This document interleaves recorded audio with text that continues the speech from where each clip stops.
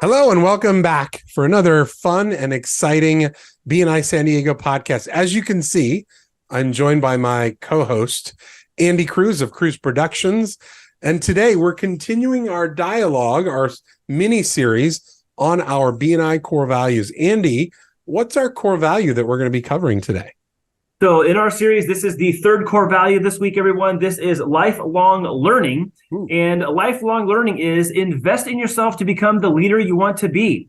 Your value grows as you develop your knowledge and skills. Lifelong learning and lifelong happiness are intimately connected. Wow, we need to be lifelong learners, continually growing, sharpening our sword or our knowledge sword, so to speak. But that also keeps us relevant. You know, when you think about this day and age where, years ago, change took a long time. Now change is like instant, right? We're constantly being bombarded. If you're not educating yourself on not only your industry, but the industries that are around you, you're actually falling backwards. Yes. Yeah, I mean, it could be very easy to get left behind, especially right now. I mean, there's a lot of hot button topics around the evolution of technology and artificial intelligence, that whole thing. But there's still an element of learning that is personal, separate from trying to chase down what's happening in the marketplace or chase down what's racing ahead of you faster than you can go.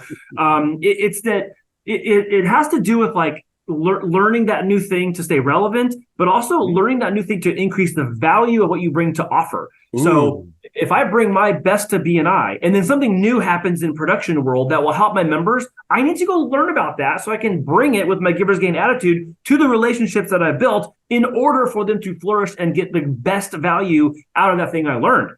So I don't think my learning ever stops, not because I'm a nerd, which I am, or whatever, but it's because there is a connection point to the value it brings to the people in my chapter or to the referrals they have, not themselves, but the people in their circle that they know need help. And the thing I learned or I am learning will actually bring aid to them in that thing. Well, and by being proactive, there's a key word, proactive, Mm-hmm. and going out and learning new things. Like we talked about, things are constantly changing all the time.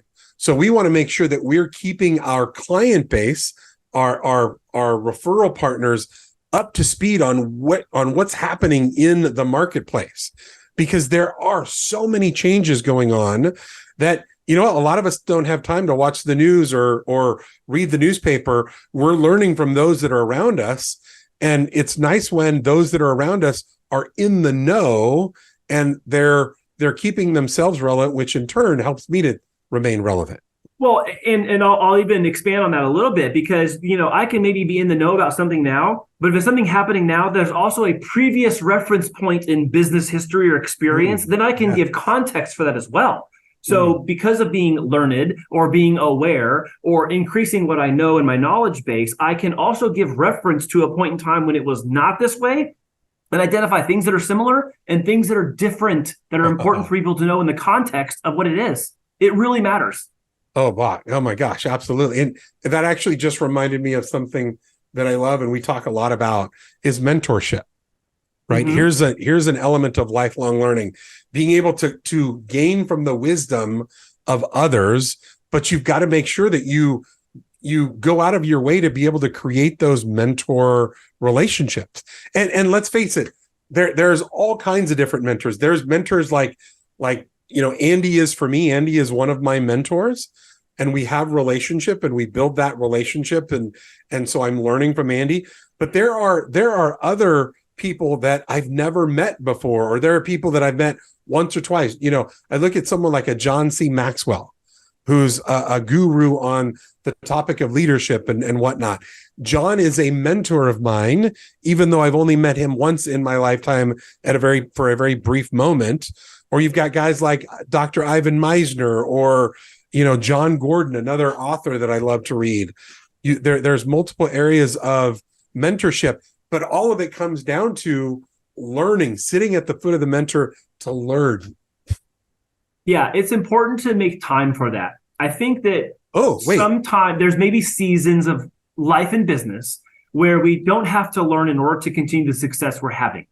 And then there's things that change around us in our industry or I'll say, interconnected to our industry that requires us to learn something or the next thing in order to maintain that level of success. Yeah. And then I'm also going to say this from my own position of having experienced this is there are things that I've relearned now in BNI that I learned 15 years ago, but I'm seeing it through a different lens because of my age, my status, my experience accumulated since then, and being refreshed. I'm going, oh my gosh, that's actually a better way to do that for me now, even though what was taught to me is something I had already been taught in the past. But what's changed is me. What's changed is the way I see it and I apply it, even though this thing has been tried and true forever because it works. Well, and that's your growth, right? Because as we grow, we can go back to whether it's let's say a passage in the Bible or a book that we read or a particular scenario, and you've read this over and over multiple times, and it's different today than it was 5 years ago in my life because of how applicable it is to me as well.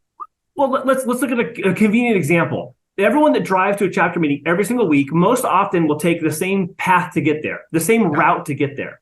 And you go every single week without noticing something. And then there's a building gone.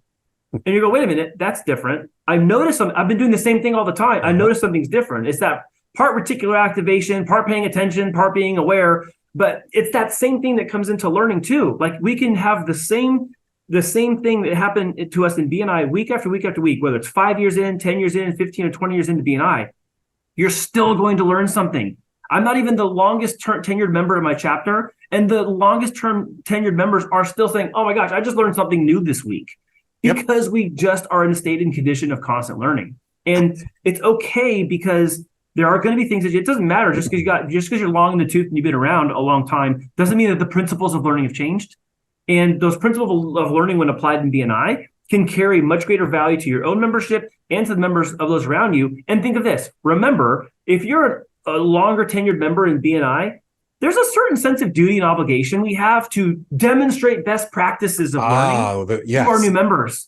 And support our current leadership team, education coordinator, mentors by doing the best practices as a member in the ranks of membership so that the newer people that come in have their best shot of making BNI best for them, just like it's become for us. Yeah, going back to that mentorship, gaining from the wisdom of those that have been there longer than we have. Here's a question for you, Andy, that again, looking at it from the people that you're in front of or around each and every week, the more I learn, the more I take time to better my craft, the more time because learning is investment. Learning is investment. So the more I invest into myself by learning new skill sets, by bettering my craft, whatever it is, how is that seen in the eyes of the other people in the room? Well, I mean, first of all, I think there's a part of that that's giver's gain, where you have this attitude of contribution, number one. But number two, it has to come from a place of overflow. I can't teach you something I don't know, first of all. And second, it should come from a place where I have so much that I can share that I can share it and it doesn't deplete me or deplete what I can still bring to other people or at scale because it's locked in for me. So whatever's locked in for me can be stacked upon like little Legos. And if I have extra Legos to share and nuggets of knowledge, I can still share those and it doesn't minimize what I'm working on too. Well, and as well, and let me add one more as well. The more I invest into my knowledge base and I gain knowledge and I get really good at my craft, that means when it's time for Andy to refer to me and Andy's referring me to a colleague, a family member, a friend, there's even greater confidence because he knows I'm on my game, right? Yes. We know that because of who the people that we surround ourselves, that they are lifelong learnings, we know, or lifelong learners, that's the word. We know that their game is on all the time. And that's also what we expect, whether it's a spoken or unspoken expectation. I think that's what we expect. When I'm standing in front of my chapter and I'm doing an education moment for the week, and we're talking about CEUs, for example. Yeah. I am expecting that they're bringing their best to BNI because that's what they're expecting of me. Whether they're saying it or not doesn't even matter. I have to believe and know that they're expecting me to be trustworthy and knowledgeable so that when they pass a show referral to me or a YouTube channel referral to me or a podcast, whatever, that I know what I'm talking about so that I can do that for the person that they're referring. So there is a built-in expectation among each other that you are learned in the thing so that when we do refer you, you can actually walk it out for the person I care about. Ooh. So Andy, in your chapter, I believe you're the education coordinator, right? Currently, yes. Yes, doing more education than coordinating, but yes. What's a goal of yours, for this new term? What's a goal of yours as the education coordinator? So I have a tangible and an intangible. So the tangible goal is that by the third month, we will actually have half of our education being done by members, and I'll be doing the more coordinating part. Yeah. And then more of the intangible one is that more chapter members will be doing what works with each other more often. So returning to best practices, returning back to CEUs for all the core things that we do in Power of One. All the elements and principles of BNI that need to be known now already exist. There are things that will change technologically. There are things that change in business culture and business context. However, what we know works inside BNI has kind of stood the test of time. So the intangible part for me is that when more chapters are doing what works with one another more often, we'll show that in one-to-ones. You'll see an improvement in average number of referrals passed per week, closed business, visitors brought, all of the things that we measure. Well, and as you said, when people in those chapters, when we all elevate our game, and it makes us more valuable to our community.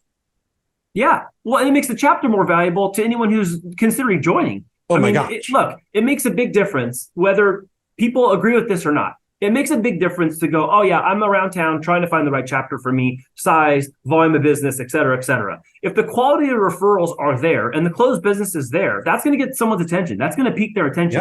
Yeah. You could be a group of 10 passing $3 million of referrals. You could be a group of 30 passing 1 million. That says something. People are not stupid. We need to stop pretending like maybe they are, or they don't know and can't put two and two together. But the truth is that our numbers reveal who we are and what we're doing and the outcome of those actions. And so the subset of those things being upstream is really a focal point for us right now. But for BNI in San Diego in general, as leaders in networking in San Diego, it's, I'd say, partly our responsibility to demonstrate that outside the walls of our meeting and outside the walls of our company. But that also brings value to the chapter because we'll attract in people that go, I want more of that. I want these people to be in the group of 5 I spend the most time with. They lean in. It makes people want to lean in.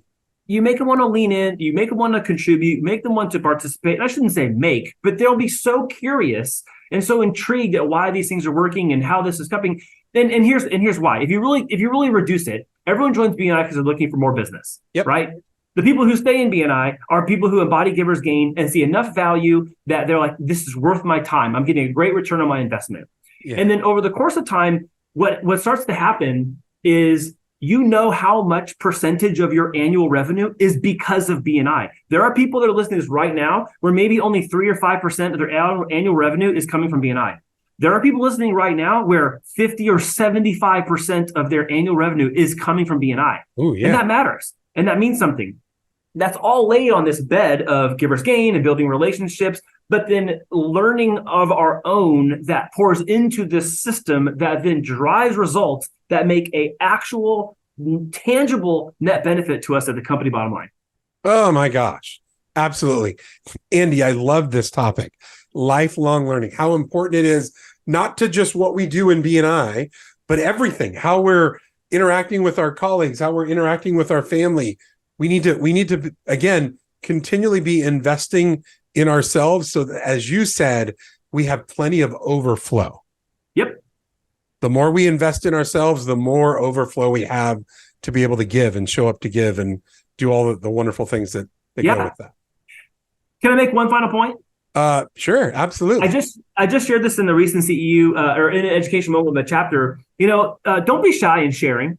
If you learn something from this podcast, another BNI podcast, an article you read, another thing you saw on social media from a chapter that shared something like, oh my gosh, this is a best practice, share it. Here's the thing. we can very easily share funny memes, jokes through DM, text, or email, whatever. How often are we sharing something that will lift up, something that will help you in a more tangible way to make you laugh? Those things are important. They have a place in my life. They have a place in my friends' lives. But when it comes to BNI, I would love for everyone watching and listening to find something this week that they learned something new, or they relearned something they had forgotten. And then I want you to share that with someone in your chapter and go, I was thinking about you in this. Not in a critical kind of way, in a scrutinous way, but I was thinking about you, and this reminded me of something you do really well. Thank you so much for demonstrating that for me and for our chapter. Do that this week. Andy, that was, I'm bummed that I can't do it. That was a drop the mic moment, but my mic's not going to be able to drop. That was awesome. What a terrific way to be able to end our podcast. And normally I would ask you, hey, what tidbit of information would you want to leave? That was it. That's it. Not much that needs to be said after that. So you want to make sure that you're continually learning, having that mindset of being a lifelong learner, for not only for you, but for the people around you. And as Andy just shared, make sure that you go and share the things that you've learned and impart those gifts to other people, because that's what they are. They are truly gifts. So Andy, thank you for joining us for our lifelong learning core value topic of the week. I know that in a couple weeks, we're going to be talking about one of my favorites, traditions plus innovations. Traditions plus innovations. And that plus is the key part. And I'll be able to share that in a couple weeks, a little bit more about that. But thank you, Andy, for joining us. And I look forward to seeing you back here with us in a couple weeks. Thank you, Ed. And to our listeners, again, as always, we look forward to seeing you next. I'm having trouble speaking today because I'm so excited about lifelong learning. We look forward to seeing you with us next week, again, with another guest on another topic, and then back here in a couple weeks as we continue our BNI Core Value mini-series. Thank you for joining us, and I hope you have a great day. This episode of the BNI San Diego podcast has been brought to you by Cruise Productions, a San Diego-based video production company and proud BNI member. You can find us at the intersection where business and creativity meet, or online at cruiseproductionsinc.com.